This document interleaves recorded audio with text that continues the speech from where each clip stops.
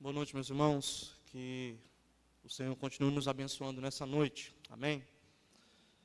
Meus irmãos, o nosso propósito, a nossa intenção nessa noite aqui, e espero que os irmãos tenham percebido isso nos cânticos que nós entoamos, é o de focar na pessoa de Cristo. Muitas vezes nós focamos na pessoa de Cristo e corretamente, no quanto Ele é o nosso Salvador, Ele é Rei sobre todas as coisas, Ele é soberano, mas às vezes nós esquecemos de outros aspectos também de Cristo, que faz extrema importância e diferença na nossa vida. Nós meditaremos nessa noite, se Deus assim nos permitir, no livro de Provérbios, no capítulo 8, versos 22 a 36. Nós lemos intencionalmente alguns versículos do capítulo 7 e alguns versículos da primeira parte do capítulo 8. E se Deus quiser, agora nós vamos meditar na segunda parte do capítulo 8.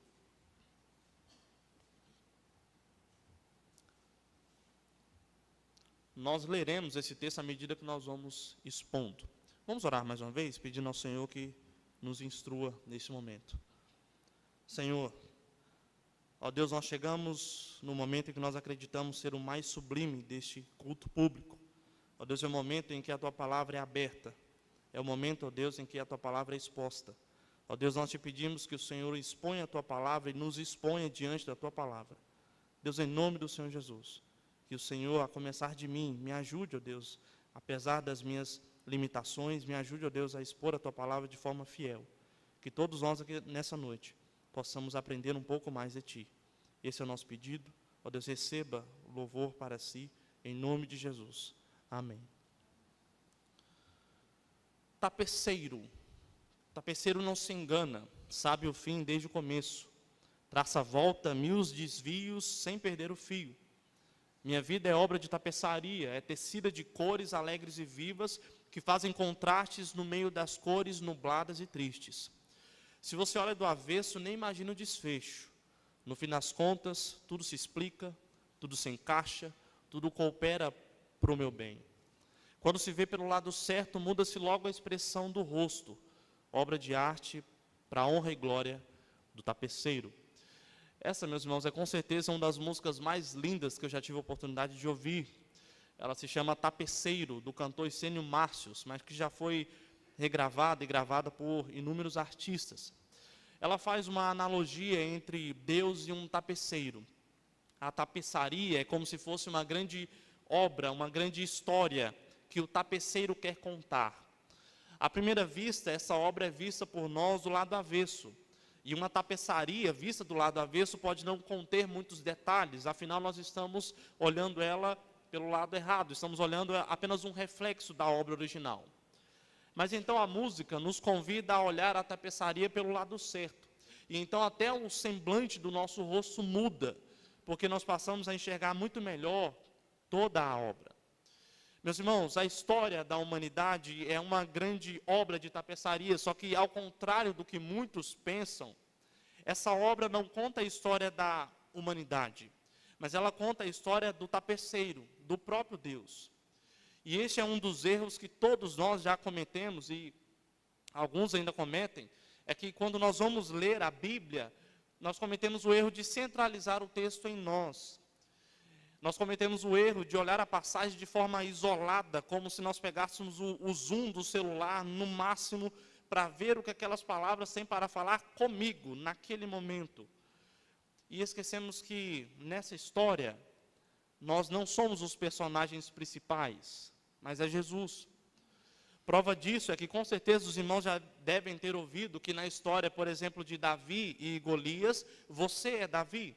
Então não diga para Deus o tamanho dos seus problemas, mas diga aos seus problemas o tamanho do seu Deus. Inclusive nós aprendemos sobre isso domingo passado, com o pastor Márcio Alonso, que nessa história, neste pedaço de tapeçaria, você e eu, nós não somos Davi e nem Golias. Na verdade, nós nos parecemos mais com o exército medroso se escondendo atrás de um jovem. Neste caso, quando nós diminuímos o zoom da câmera, quando nós olhamos a tapeçaria de forma mais ampla, nós observamos que quem Davi representa naquela história ali de verdade é Jesus Cristo. Jesus Cristo vencendo a morte no nosso lugar. Então perceba o perigo de nós olharmos uma passagem, a passagem da palavra de Deus de maneira isolada, com o zoom no máximo, e ainda por cima olhando o texto do lado errado que nós deveríamos olhar, olhando muitas vezes para nós e não para Jesus. Nesse momento, meus irmãos, eu quero propor aqui um exercício.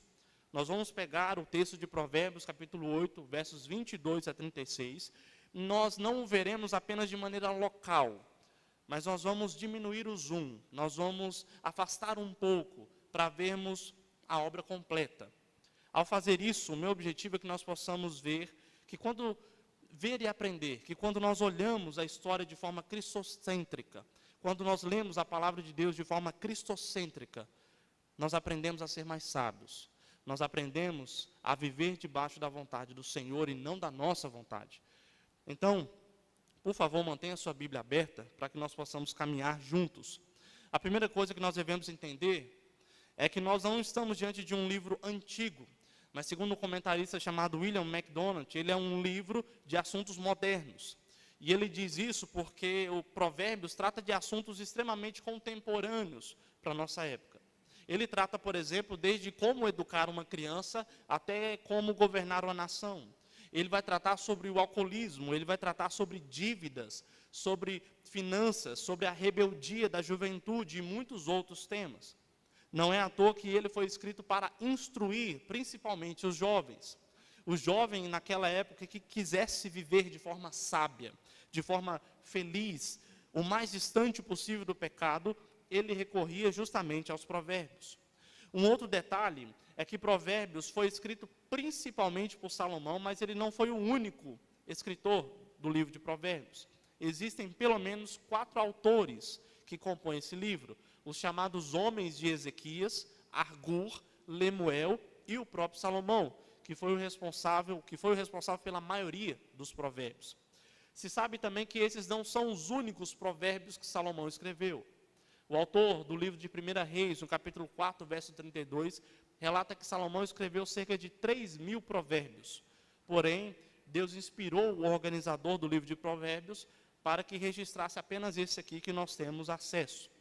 Um outro detalhe também importante é que provérbios nessa época era geralmente escrito por pessoas mais velhas, até mesmo reis mais velhos, perto da sua morte, para instruir os mais novos, os príncipes que iriam ocupar o trono. Salomão, então, aqui, meus irmãos, está já no fim da sua vida, tentando deixar um legado, tentando deixar alguns conselhos para as gerações futuras. Um rei querendo ensinar aos seus filhos. E aqui nós temos um paralelo interessante, uma comparação interessante. Provérbios foi escrito por um rei mortal para orientar os seus filhos. Ora, a Bíblia também foi escrita, mas pelo Rei dos Reis, que é imortal. Porém, ele também deixa ensinamentos e ele quer ensinar os seus filhos. De forma que, como eu disse agora há pouco, o jovem, o pai, a mãe, o marido, a esposa, o filho, quem quiser viver de forma sábia, quem não quiser cometer os mesmos erros das gerações passadas, nós então somos desafiados aqui a meditar na palavra de Deus, no livro que o Rei dos Reis deixou para nós. Pois bem, no caso do nosso texto, a primeira coisa que nós temos que saber é que ele é um contraste com o capítulo anterior. O capítulo 7, que nós lemos aqui alguns versículos, nós temos um pai que dá alguns conselhos ao seu filho. Veja o versículo 1 do capítulo 7. Filho meu, guarda as minhas palavras e conserva dentro de ti os meus mandamentos. Um pouco mais à frente, a partir do versículo 5, esse pai ele vai narrar a respeito de uma mulher. Essa mulher ela possui algumas características pelas quais ela não deve ser seguida. Primeiramente, essa mulher atrai as pessoas com a sua aparência. O versículo 10 do capítulo 7.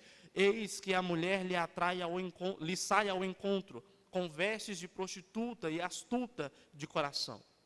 Essa mulher, ela atrai também fingindo ser religiosa, um pouco mais à frente no verso 14. Sacrifícios pacíficos tinha eu de oferecer, paguei hoje os meus votos. Essa mulher, inclusive, busca atrair o jovem para uma vida de pecado, nos versículos 18 e 19 do capítulo 7. Vem, embriaguemo-nos com as delícias do amor, até pela manhã, gozemos amores, porque o meu marido não está em casa, saiu de viagem para longe. Essa mulher também busca atrair o jovem com falsas demonstrações de amor, no verso 21. Seduziu-o com as suas muitas palavras, com as lisonjas dos seus lábios o arrastou. Essas, então, são algumas características pelas quais essa mulher não deve ser seguida. Mas por que o capítulo 7 é um contraste com o capítulo 8 que nós iremos tratar aqui? É que no capítulo 7 nós temos, meus irmãos, a personificação de uma vida de pecado, uma vida longe do Senhor. E essa vida de pecado está personificada na figura de uma mulher.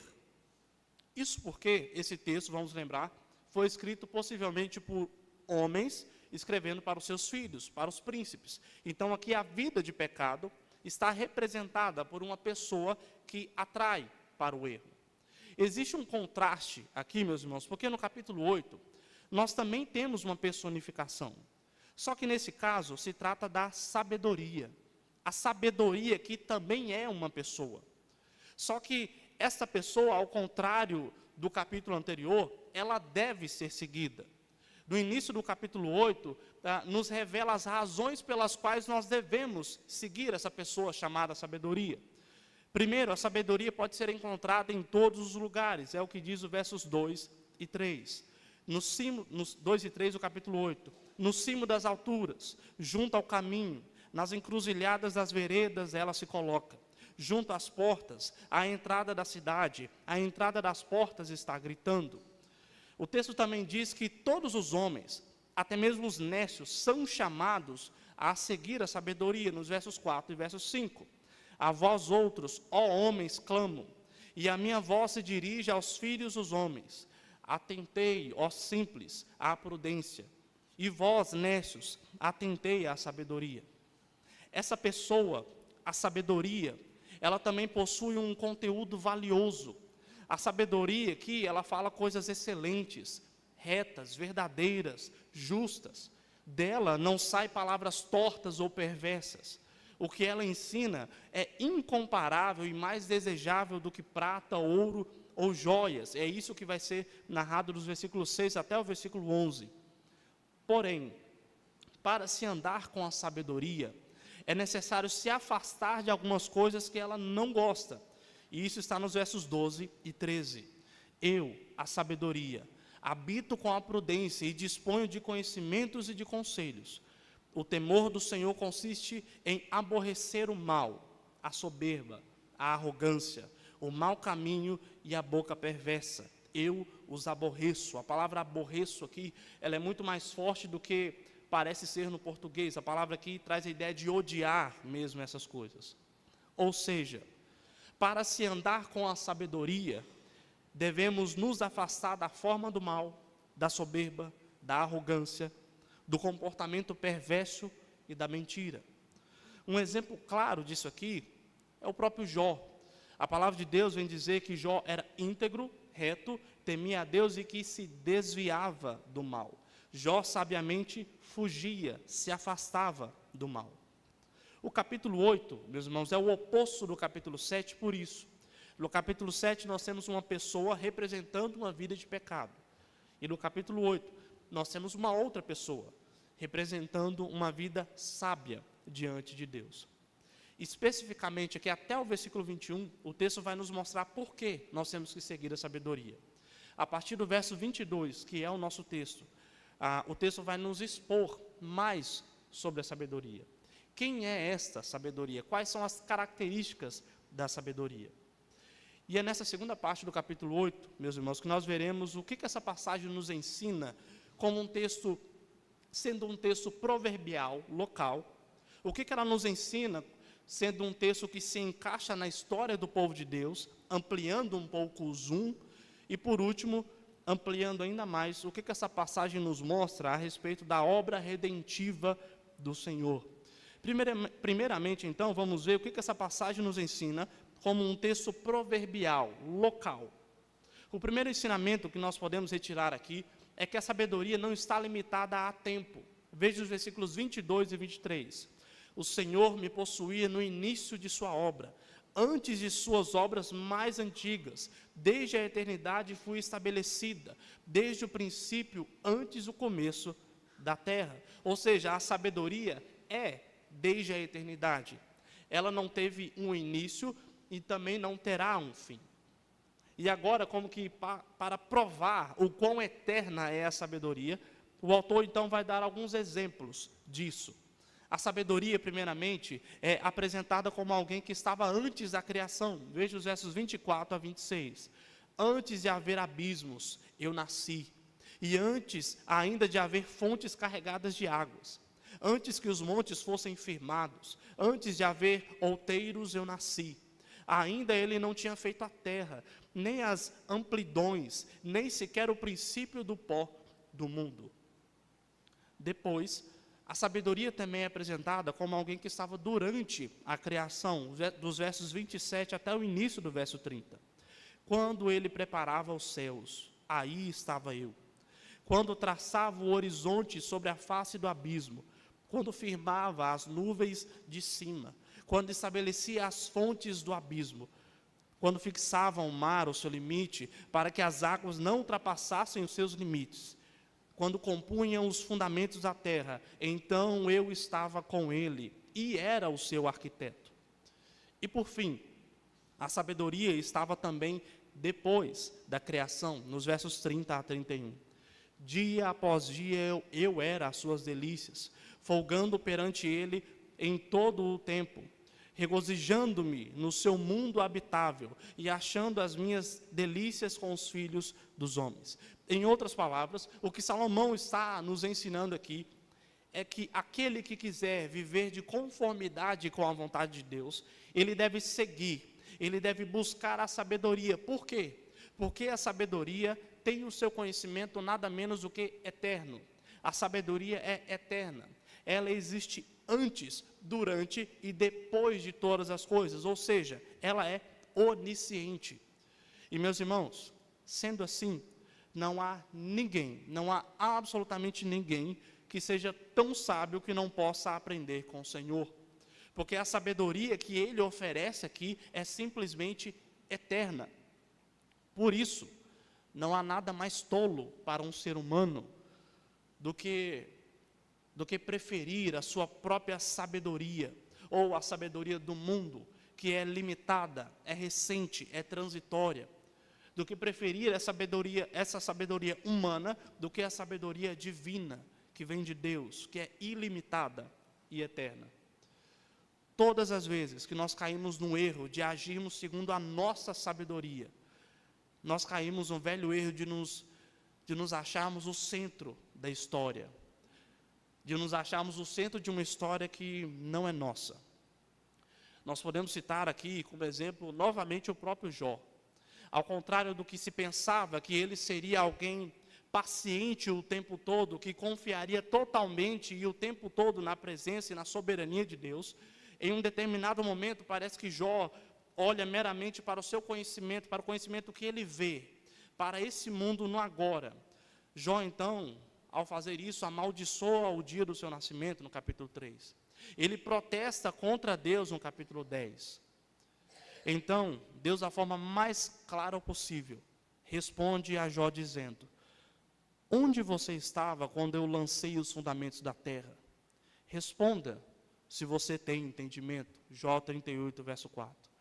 Em outras palavras, o que Deus está dizendo é: você não tem ideia do que ou com quem você está falando, Jó. Você não tem ideia do meu poder e do meu conhecimento e da minha soberania. Meus irmãos, a nossa falta de sabedoria nos faz pensar e falar coisas que afrontam até mesmo o poder, a soberania e o amor de Deus. Quantos e quantos já não murmuraram contra Deus, colocando em xeque o poder de Deus, os planos de Deus? Jó percebe que o quanto ele foi tolo, porque lá no final do seu livro ele chega à conclusão: na verdade eu falei de coisas que eu não entendia, coisas que são maravilhosas demais para mim, coisas que eu não conhecia. Deus nos mostra, meus irmãos, nesse texto, que quando nós olhamos a sabedoria deste mundo, quando nós olhamos para a nossa sabedoria, nós estamos olhando para algo transitório, pequeno, ignorante. Mas quando nós olhamos para a sabedoria vinda de Deus, nós encontramos preceitos eternos, perfeitos. Aquele que era, é e sempre será. Mas o que é sabedoria, afinal? Um autor puritano chamado Joel Bick, ele vem dizer que a sabedoria é saber usar o conhecimento que nós temos de Deus. Então, meus irmãos, não basta apenas saber textos bíblicos, por exemplo, sobre perdão, se você não pratica. Não basta apenas saber textos bíblicos sobre oração, santidade, se nós não praticamos isso em nossa vida. Se nós não praticamos, não estamos exercendo a sabedoria. Você poderá ser alguém até extremamente inteligente na vida, no seu trabalho, porém, de acordo com as Escrituras.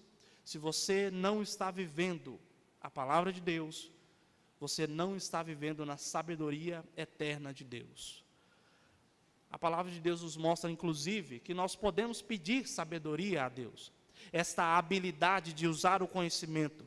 Tiago diz na sua carta: se, porém, alguns de vocês necessitam de sabedoria, peça a Deus, que a todos dá com generosidade e sem reprovações, e ela lhe será concedida. Tiago 1, verso 5.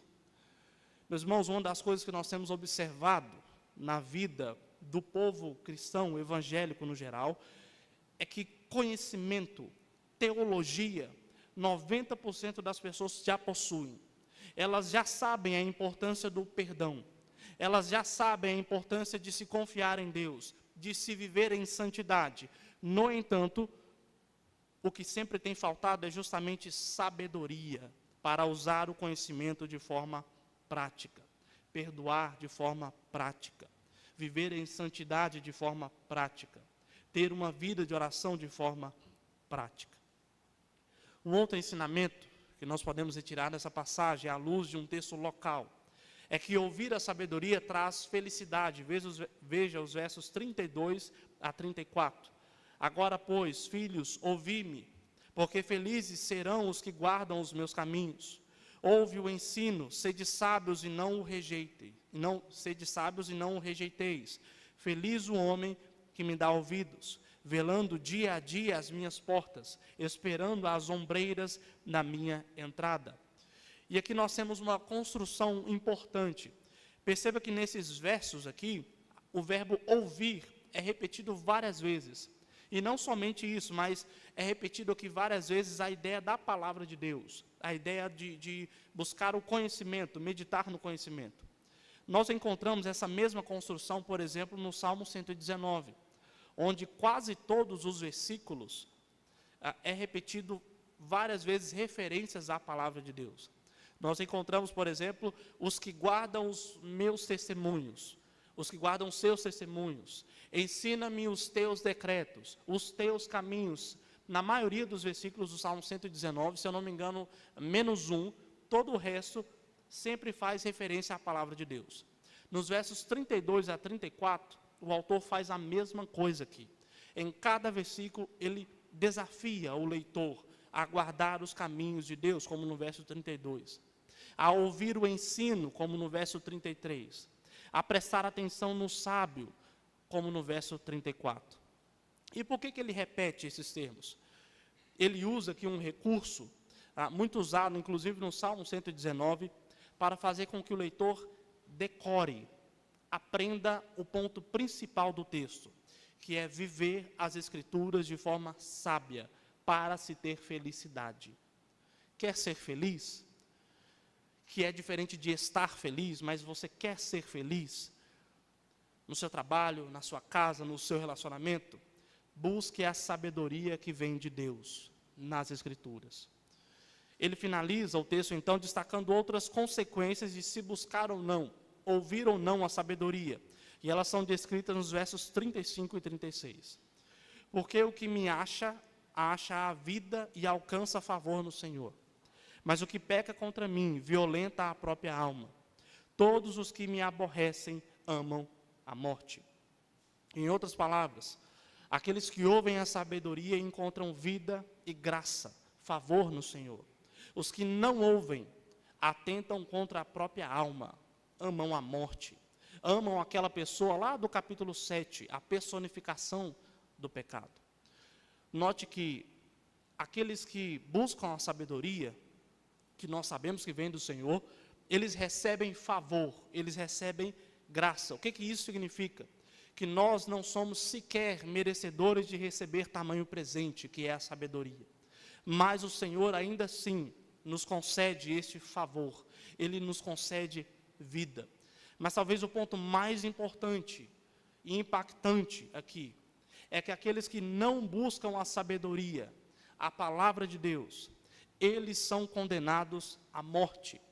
Não porque Deus os lança lá, eles vão para lá sozinhos. Um autor chamado John D. Barry chama essas pessoas de autodestrutivas, porque elas não buscam o Senhor, e por não buscarem ao Senhor, é como se elas mesmas atentassem contra a própria vida. E isso vai de encontro, por exemplo, que Paulo argumenta no capítulo 1 da sua carta aos Romanos, dizendo que aqueles que suprimem, sufocam a verdade, o conhecimento de Deus, aqueles que trocam a glória de Deus pela glória de imagens corruptíveis, a estes, Deus deu o pior castigo que se poderia imaginar. E para aqueles que acham que o pior castigo de Deus nesse mundo seria uma doença, um acidente, não. O pior castigo que Deus pode nos dar é Ele nos entregar aos nossos próprios desejos. É Ele entregar o homem às próprias paixões. Isso, aos olhos do mundo, parece liberdade, mas na realidade é a mais pura sentença de morte. Mas aqueles que pedem sabedoria ao Senhor, que buscam exercê-la em suas vidas, estes encontram vida pela graça. Entendido um pouco sobre o que essa passagem nos ensina como um texto proverbial, agora vamos ampliar um pouco mais. Nós veremos o que essa passagem nos ensina à luz de toda a história da humanidade. Quando nós olhamos na história do povo de Deus, nós podemos ver resultados práticos, de maneira prática. Quando a sabedoria foi usada, quando ela não foi usada, ou quando ela sequer esteve presente, ou foi usada de maneira errada. E nós poderíamos citar aqui diversas ocasiões bíblicas, diversas pessoas e momentos. Entretanto, nós sabemos por onde nós podemos começar para saber exemplos de como a sabedoria foi aplicada. No começo das Escrituras, lá em Gênesis, no capítulo 1, nós encontramos a narrativa onde Deus, o Todo-Poderoso, exerce a sua sabedoria de forma plena e perfeita. É muito fácil perceber, quando nós lemos o relato da criação, que ali não bastou apenas poder para criar todas as coisas, mas também houve sabedoria no exercício do poder. Por exemplo, do que adiantaria Deus organizar todos os átomos recém-criados na forma de um peixe ou de um animal terrestre, sem antes organizar o seu habitat natural? Deus usa de uma sabedoria plena, porque Ele primeiro cria as bases da criação e depois Ele vai preenchendo essas bases, como um bom engenheiro, como um bom tapeceiro. Ou seja, meus irmãos, na criação foram aplicadas de forma excepcional, tanto o poder infinito de Deus, quanto a sabedoria eterna e grandiosa de Deus. E este é o exemplo por excelência que nós temos de sabedoria. Porém, logo mais à frente, na narrativa bíblica, nós encontramos o contrário, um exemplo contrário. No capítulo 3 de Gênesis, nós encontramos exemplos de uma sabedoria que foi usada de forma errada para o mal, também de quando a sabedoria não foi usada. No capítulo 3, nós somos apresentados pela primeira vez a Satanás, que é chamado no versículo 1, no hebraico, de Arum.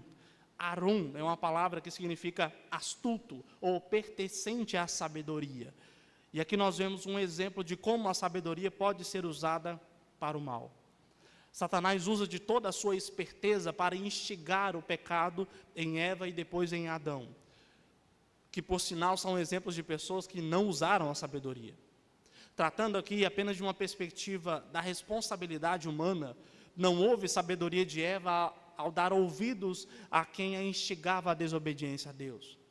Adão também não usou de sabedoria para, quem sabe, repreender a sua companheira e clamar por misericórdia junto a Deus em favor de sua esposa. Pelo contrário, ele se omitiu como cabeça da sua família e se uniu à sua mulher na insensatez do pecado. Então, até aqui nós temos exemplos de que, desde o início, a sabedoria foi aplicada de forma perfeita, no caso de Deus, foi aplicada para o mal, no caso de Satanás, e não foi aplicada no caso de Adão. Um outro exemplo que nós poderíamos citar, avançando um pouco mais na história, está no livro de Josué. No início do livro, o próprio Deus fala com Josué, para que ele fosse forte e corajoso.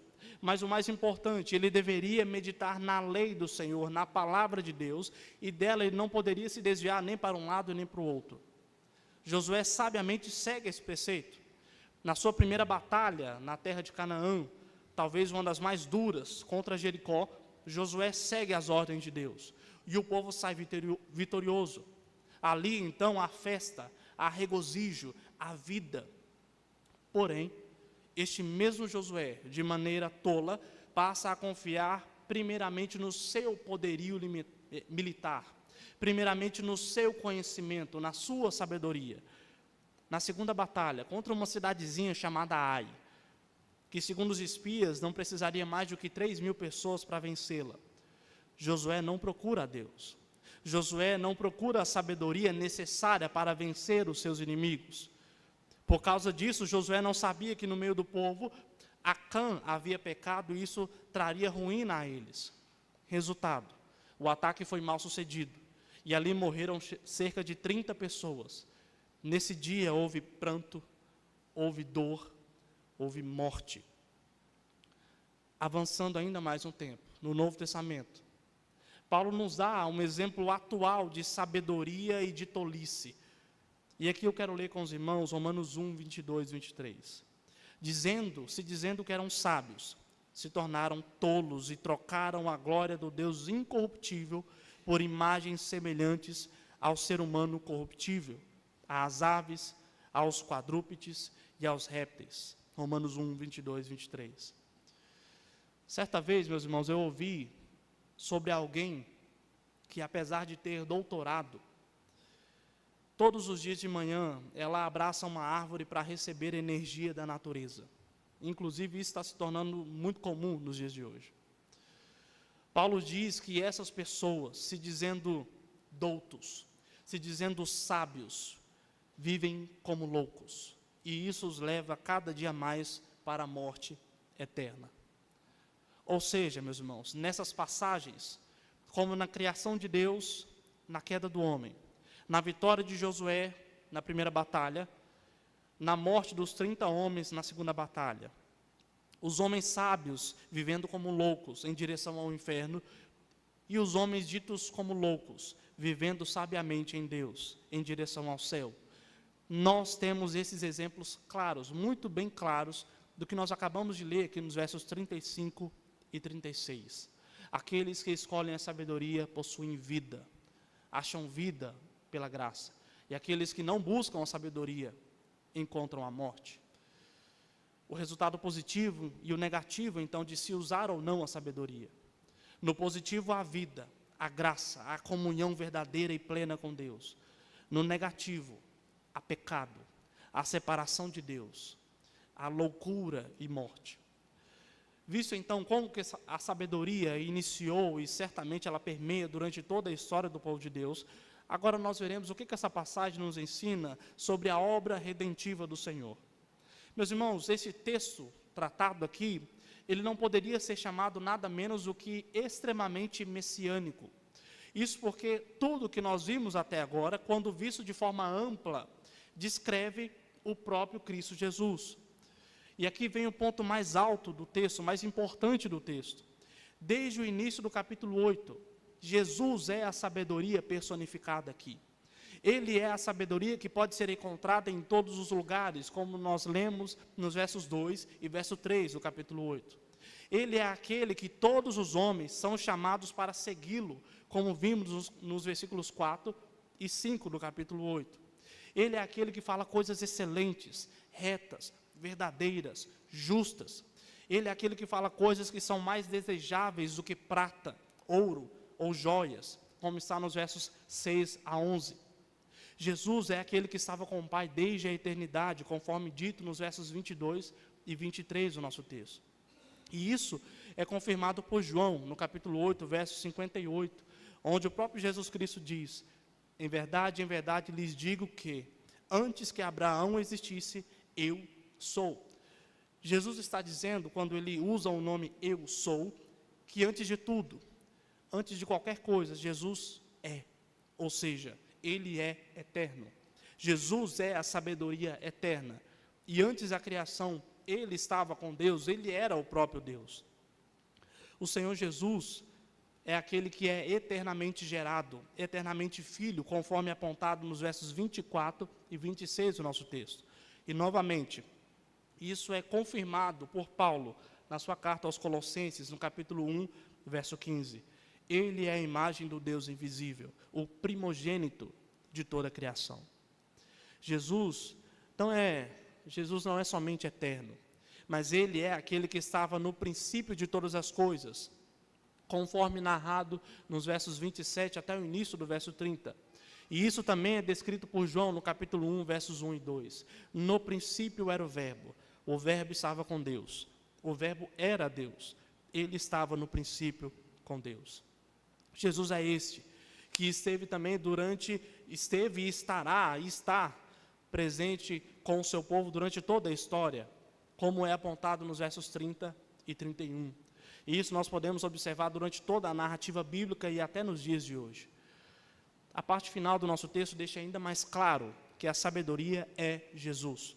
Porque nos é dito no verso 32, que a sabedoria é o caminho. No verso 33, ele é a sabedoria, a sabedoria contém o ensino, ou seja, o único, o verdadeiro ensino. No versos 34 e 35, é dito que aqueles que ouvem e esperam a sabedoria, certamente terão vida. Pois bem, Cristo Jesus também diz em João 14,6, eu sou o caminho, a verdade e a vida. A sabedoria de verdade é Cristo. O contrário também é verdade. No verso 36, aqueles que não seguem o seu caminho e não escutam as verdades da sabedoria, que é Cristo, encontram a morte, a condenação pelos seus pecados. Jesus também esclarece isso quando ele diz: quem nele crê não é condenado, mas o que não crê já está condenado, porque não crê no nome do unigênito Filho de Deus. João 3,18. Ou seja, meus irmãos, esse texto de Provérbios nos mostra verdades máximas sobre Jesus. Ele é eterno. Ele estava antes de tudo ser criado. E o mais importante, a segunda pessoa da Trindade sempre esteve com o seu povo, assim como sempre estará, e de maneira definitiva, na sua segunda vinda. Então, nesse dia, nós veremos a sabedoria em pessoa, face a face. Adoraremos Jesus por toda a eternidade. E eu quero partir agora para a conclusão e também fazer algumas rápidas aplicações para a nossa vida. Quando nós olhamos a tapeçaria da história da criação, pelo lado certo agora, como um todo, nós percebemos que a sabedoria não é passageira. Nós percebemos que a sabedoria não é um conceito, não é uma palavra aleatória. A sabedoria é uma pessoa.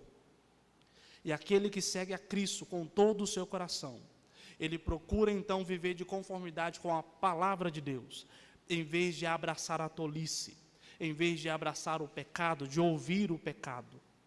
Pensando nisso, nós devemos fazer aqui algumas aplicações. A sabedoria está disponível e ela nos traz vida. E de fato, o texto nos mostra que quando nós confiamos na sabedoria deste mundo, na nossa própria sabedoria, isso por vezes nos afasta de Deus, nos faz ouvir e desejar as tolices do pecado.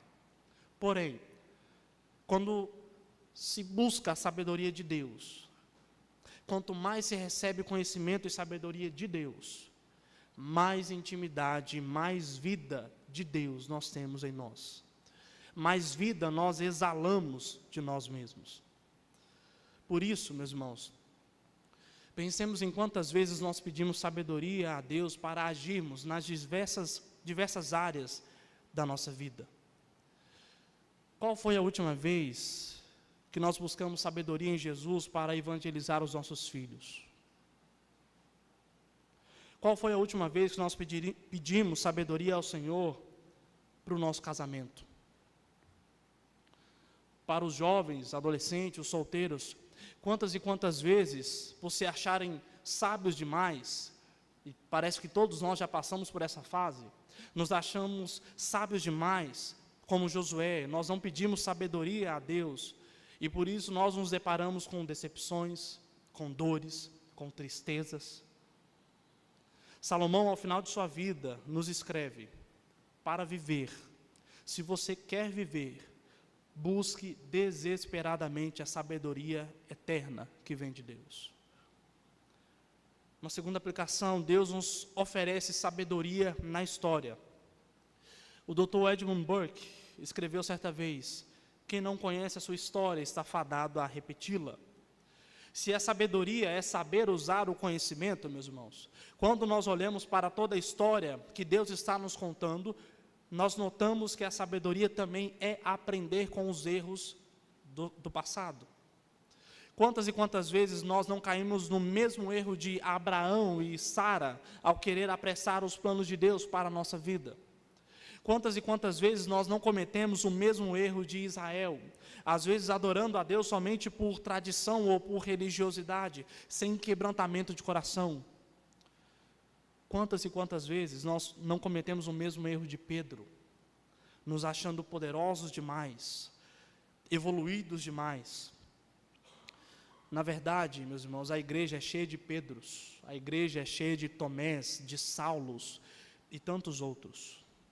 Mas quantos desses erros poderiam ser evitados se nós aprendêssemos com a história que Deus nos deixou registrada? Como seria bom aprender humildade antes de precisar negar Jesus 3 vezes ou mais? Como seria bom aprender a consultar Jesus Cristo antes de começar a batalha da semana que virá? Bom, hoje nós temos essa oportunidade de aprender com a história que o tapeceiro está nos contando. Terceira e última aplicação. A sabedoria sem Cristo é tolice. Uma coisa que fica bem clara quando nós olhamos para a humanidade é que, por mais que ela produza centenas de livros, sabedorias humanas, elas sempre terão aquele ar de que está faltando alguma coisa. Uma obra de arte, uma música boa, por mais que nos deixe deslumbrantes e nos faça chorar de tanta beleza, ainda assim parece que está faltando algo maior, algo transcendente. Um escritor certa vez disse: podemos explicar cientificamente todas as composições das cores do quadro de uma obra de arte, mas não podemos explicar o porquê ela nos tira o fôlego. A resposta é simples: falta Jesus. Se você acha que é bastante inteligente no seu trabalho, nos seus estudos, nos seus relacionamentos, cuidado. Vede para que não falte Jesus nessas áreas também. Um coração que não é governado por Jesus é governado pela tolice, é governado pela vaidade, pelo pecado. Se você sente que está faltando algo em sua vida, esse algo na sua vida, e você tem tentado suprir com coisas ou pessoas, saiba que essa sensação de que está faltando alguma coisa, algum conhecimento, não vai passar, não acabará. Porque simplesmente a sabedoria suprema é uma pessoa. Cristo Jesus é aquilo que os homens tanto buscam e não sabem onde encontrar. C.S. Lewis uma vez disse: se nada deste mundo me satisfaz, a única explicação é que eu fui feito para outro mundo. Que o nosso verdadeiro hábito, meus irmãos, seja o de buscar sabedoria, que é Jesus. Que Jesus seja de fato a única fonte de alegria, vida e governo sobre nossas vidas. Porque afinal, sabedoria sem Cristo é tolice. Sabedoria sem Cristo é tolice. Vamos orar mais uma vez? Senhor, obrigado, Deus, pela Tua palavra. Obrigado, Deus, porque ela nos ensina, sendo um texto local, ó Deus, mas se nós ampliarmos ainda mais a nossa visão, ó Deus, nós percebemos o quanto essa história não é sobre nós. Nós não somos os personagens principais. Ó Deus, é o Teu Filho amado, Jesus Cristo. Tudo isso, ó Deus, é para a honra e glória do Teu Filho amado, Jesus Cristo. Ó Deus, nos ajude, ó Deus, a não viver debaixo da nossa sabedoria, do nosso entendimento. Nos perdoe, ó Deus, pelas vezes em que nós teimamos em viver, segundo, ó Deus, debaixo daquilo que nós entendemos que é o melhor para a nossa vida. Ó Deus, tenha misericórdia de nós. Nos ajude a viver, ó Deus, buscando sabedoria no Senhor. Buscando, ó Deus, viver conforme a Tua vontade, seja qual for a área da nossa vida. Seja sentimental, nos estudos, no trabalho, ó Deus, com os amigos, na escola, na faculdade, em qualquer lugar, ó Pai. Que o Senhor possa ser, ó Deus, o centro do nosso conhecimento.